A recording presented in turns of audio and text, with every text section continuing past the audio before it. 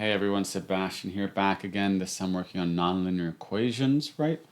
So I'm going to do an easy version and then I'm going to do a hard version, but the hard version is just the easy version, basically. So let's try it out. Of the following equations, which have exactly one x-intercept. So then we have three equations, right? X squared plus 2x plus 8, x squared plus 3x minus 5, x squared plus 6x plus 9. When you hear about x-intercepts, you usually want to try to find like the factored form or something, or use quadratic equation, but they just want to know how many you have and they want one intercept. So the way to have one intercept is, if we think about the quadratic equation, it's negative b plus or minus square root of b squared minus 4ac all over 2a, right? And the way to only have one solution, it's when this part here is 0, right? So when it equals a positive, we have two solutions. When it equals 0, we have one solution, right? Because then the plus and minus, right, would only have one, because plus 0 minus 0 is the same thing.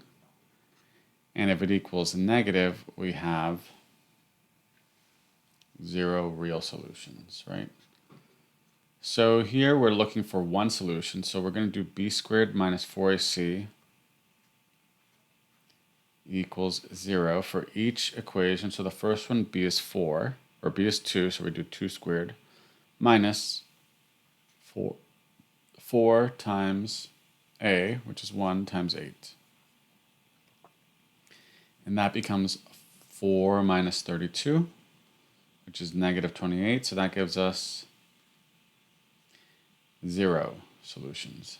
0 solutions for that one. So it's not 1. So we could eliminate a. Actually, with that alone, right, we could eliminate a, c, and d. So it should be 3 only, but let's check, right? X squared plus 6x plus 9 would be 6 squared equals something minus 4 times 1 times 9. So it's going to give us 36 minus 36, which equals 0. So that is correct. And if we had done 2 right, it would be 3 squared, which is 9 minus 4 times 1 times 5. Well, actually be plus because it's a negative 5.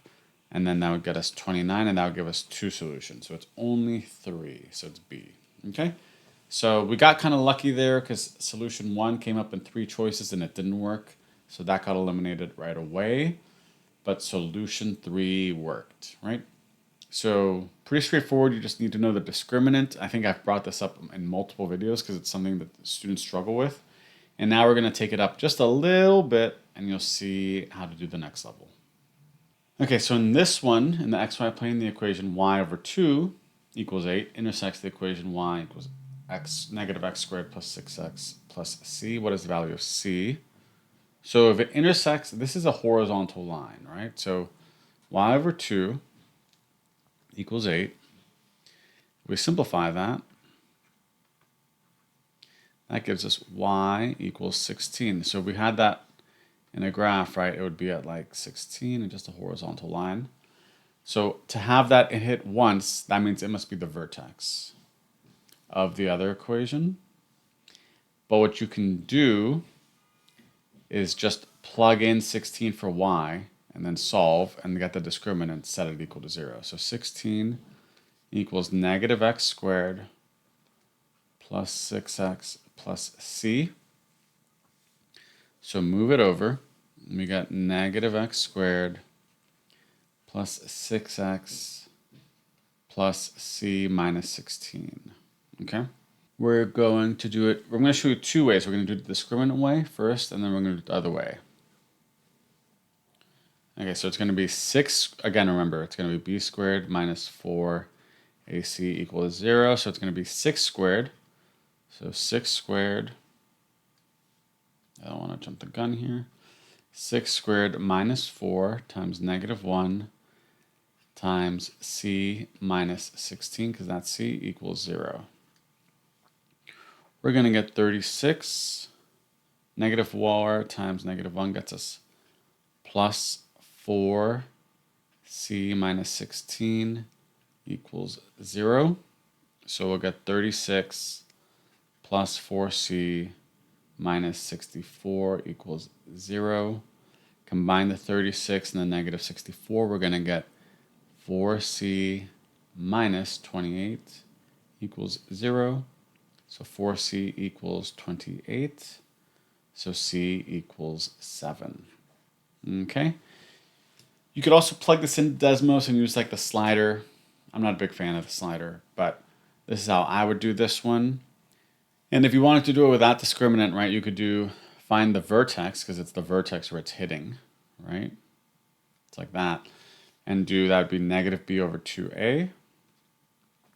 And that would be negative 6 over negative 2, so x equals 3.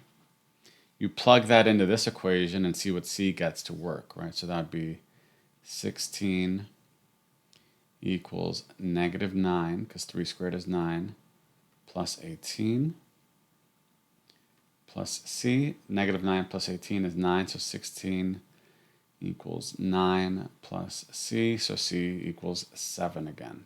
I like the discriminant one because it's more applicable and it's applying the concept that is coming up over and over again on SAT.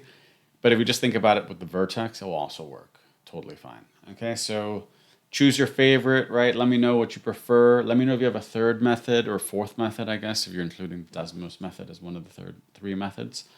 Otherwise, I hope you are enjoying these videos, and I hope that it's sunny where you are, and if it's raining, I hope it's cleaning your windows and watering your plants. Talk to you soon. Bye.